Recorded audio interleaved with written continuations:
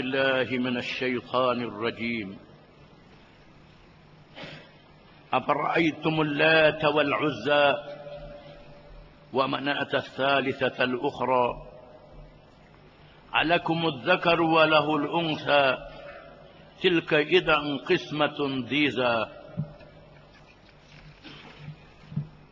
إن هي إلا أسماء سميتموها أنتم وآباؤكم ما أنزل الله بها من سلطان إن يتبعون إلا الظن وما تهوى الأنفس ولقد جاءهم من ربهم الهدى أم للإنسان ما تمنى فلله الآخرة والأولى وكم من ملك في السماوات لا تغني شفاعتهم شيئا إلا من بعد أن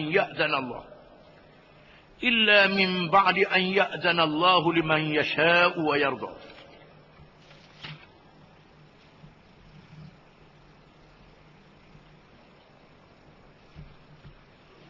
Maksudnya, setelah kamu wahai kaum musyrik Mekah mendengar keterangan-keterangan yang membuktikan kekuasaan dan keagungan Allah, maka adakah kamu nampak bahawa Al-Lat dan Al-Uzza serta Manat yang ketiga, iaitulah nama berhala-berhala mereka yang rendah martabatnya itu, layak disembah dan dianggap sebagai anak-anak perempuan Allah? Lagi pula, patutkah kamu membahagi untuk diri kamu sendiri anak lelaki yang kamu sukai, dan untuk Allah anak perempuan yang kamu benci? Pembahagian yang demikian sudah tentu suatu pembahagian yang tidak adil. Benda-benda yang kamu sembah itu tidak lain hanyalah nama-nama yang kamu dan datuk nenek kamu menamakannya. Allah tidak sekali-kali menurunkan sebarang bukti yang membenarkannya. Mereka yang berbuat demikian tidak menurut malaikat sangkaan-sangkaan dan apa yang diingini oleh hawa nafsunya, padahal demi sesungguhnya telah datang kepada mereka petunjuk dari Tuhan mereka. Adakah tetap manusia akan dapat mencapai segala yang dicita-citakannya? Tidak. Kerana Allah jualah yang menguasai segala urusan akhirat dan urusan dunia. Golongan yang musyrik mengharapkan pertolongan benda-benda yang mereka sembah itu, padahal berapa banyak malaikat di langit. Syafaat mereka tidak dapat mendatangkan sebarang faedah kecuali sesudah Allah mengizinkan bagi sesiapa yang dikehendakinya dan diredainya.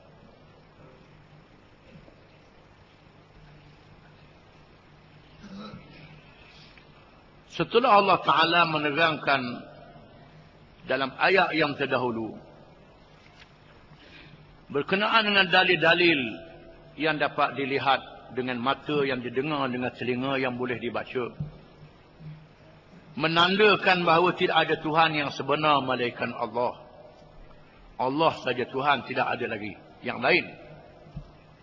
Allah saja yang layak disembah, yang diabdikan diri kepadanya. Tidak ada sekutu baginya. Dalam ayat yang kita baca ini, Allah Ta'ala mendedahkan kesesatan orang-orang kafir musyrikin, khususnya musyrikin Mekah, yang duduk di Mekah, duduk di tanah suci, tetapi musyrikin menyembah berhala. Mereka adalah orang-orang Arab yang sebangsa dengan Nabi SAW. Mereka dekat dengan Nabi Ibrahim alaihissalam. Mereka adalah zuriat Nabi Ibrahim daripada Ismail bin Ibrahim alaihissalam. Macam Bani Israel daripada Nabi Ishaq bin Yaqub bin Ibrahim alaihissalam. Orang Arab daripada Ismail bin Ibrahim alaihissalam. Tetapi mereka telah menjadi sesat bila berlalunya masa yang lama. Mereka mendirikan patung-patung dan berhala-berhala. Patung-patung yang terbesar yang dipuja oleh mereka ialah Al-Lat, Al-Uzza dan Manat. 3 patung yang menjadi sanjungan mereka. Para ulama mengatakan patung ini menjadi kunjungan ketika mereka mengerjakan haji. Mekah pergi juga. Di Kaabah tawaf juga. Dalam masa yang sama, pergi sembah patung-patung dan berhala-berhala ini. Maka Allah Ta'ala mewahyikan kepada Nabi SAW ayat-ayat yang mendedahkan kesesatan mereka, kebodohan mereka, supaya mereka berfikir kembali ke jalan yang benar, mengesahkan Allah Ta'ala.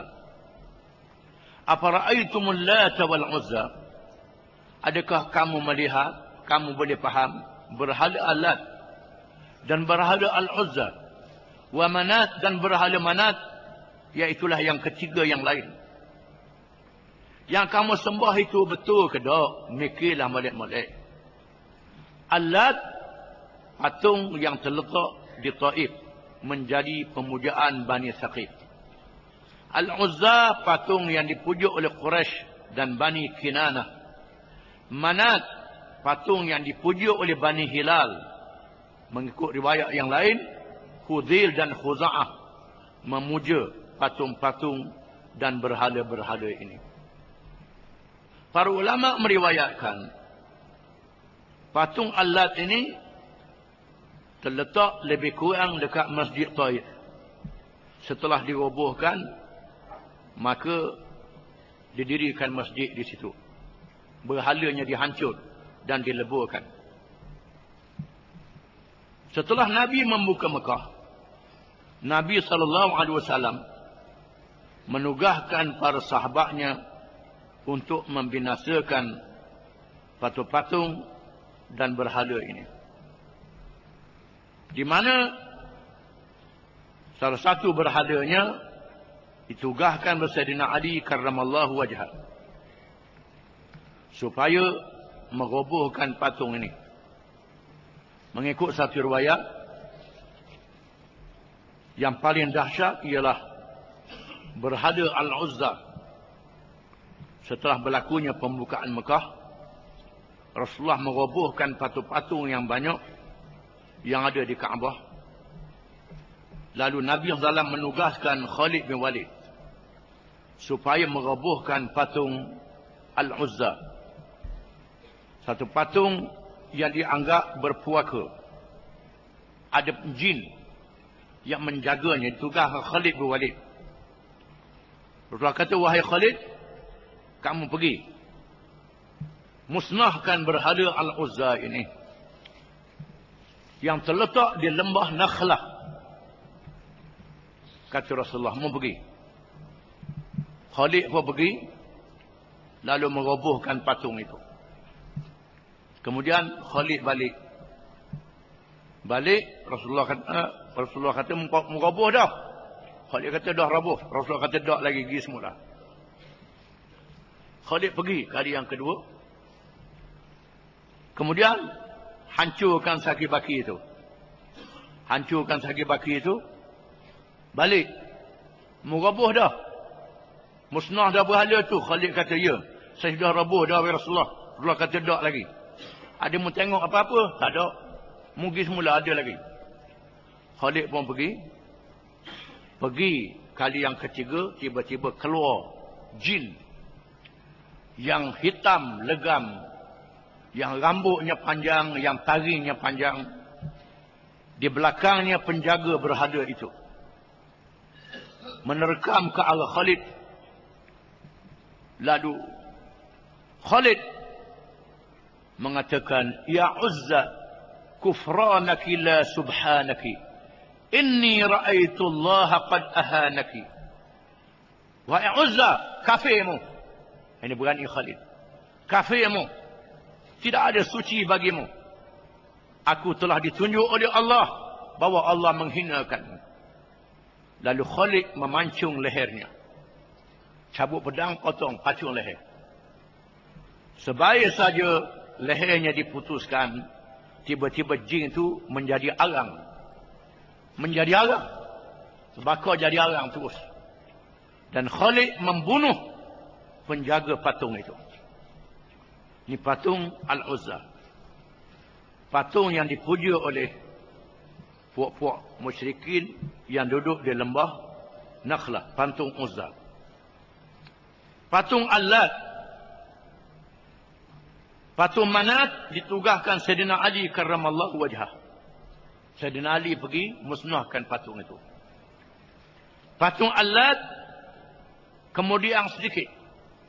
Oleh kerana penduduk Taif masuk Islam kemudian. Selepas pembukaan Mekah, Nabi mengarahkan tentera setelah berjaya menang di lembah Hunain, menentang Hawazin dan Thaqif, memburu Bani Thaqif yang berkubu di Taif. Taif merupakan tanah yang subur, yang dikelilingi dengan kota yang teguh, makanannya cukup. Nabi kepung Taif. Kepung sehingga memakan masa sebulan, berapa bulan. Kepung. Nak masuk tak boleh. Mereka serang dengan panah. Akhirnya Salmanul Farisi, seorang sahabat yang berasal dari Parsi, mencadangkan Nabi menggunakan minjanik. Minjanik macam meriam hari ini. Iaitulah menggunakan lastik yang dipauk dengan busur yang kuat. Diletakkan batu yang besar. Dilontar batu menerpa ke arah kota. Dan masuk dalam kota. Tak boleh tawan juga. Akhirnya Salman yang biasa dengan kuasa besar dunia, mencadangkan dibuat perisai. Mana kita perisai hari ini. Dibuat kotak. Dibuat kotak daripada kayu yang tebal. Disalut dengan kulit dan sebagainya di atas. Duduk dalam kotak tu, bergerak. Kotak tu ditolak. Ditolak sampai ke kota. Kemudian mereka menggunakan perejang untuk menebuk kotak.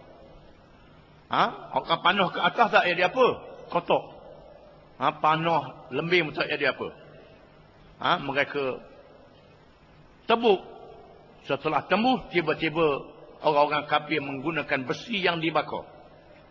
Memasukkan dalam kotak itu, menyebabkan banyak tentera Islam yang syahid. Berundur. Akhirnya Nabi kata baliklah. Mari kita balik. Allahumma hadi Thaqif.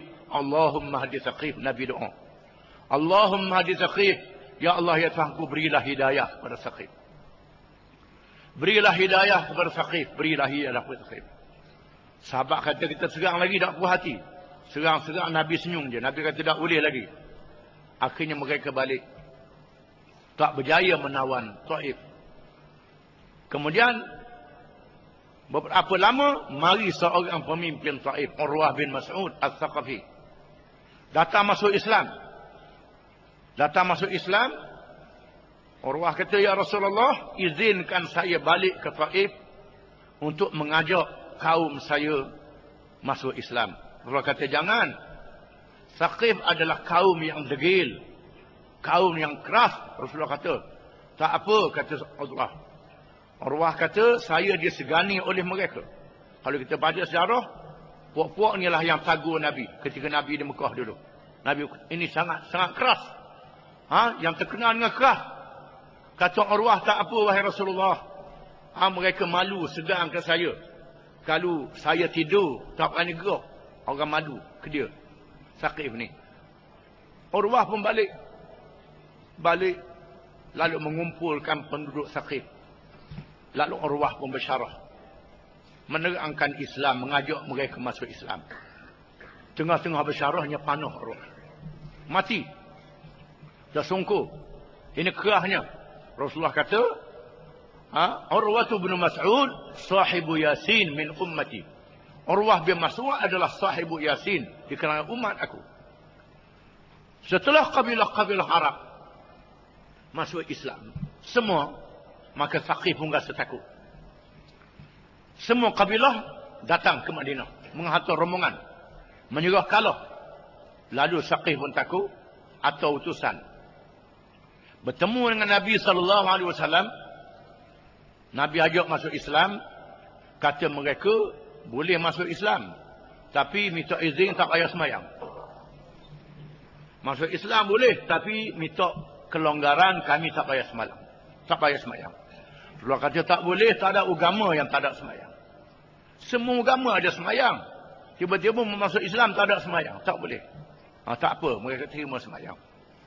Akhirnya, ya Rasulullah, kami ini suka berzina. Minta halal bagi kami berzina. Rasulullah kata, tak boleh. Zina adalah keji. Tak boleh sekali-kali. Akhirnya mereka, tak apalah, kami terima. Zina ni haram. Kemudian mereka kata, ya Rasulullah, kami ni suka minum arak. Minta halalkan arak. Rasulullah kata, tak boleh. Arak tetap haram. Arak ni keji, merosakkan fikiran, tak boleh. Akhirnya mereka terima arak itu haram. Kemudian, mereka minta dihalalkan riba. Kerana kami adalah orang yang berniaga. Mintalah supaya riba dihalalkan kepada kami. Rasulullah kata tak boleh. Riba Allah Ta'ala haramkan. Dengan Quran mengharamkan riba. Akhirnya mereka terima. Kemudian mereka minta patung mereka Al-Uzza ni jangan dimusnahkan. Rasulullah kata tak boleh.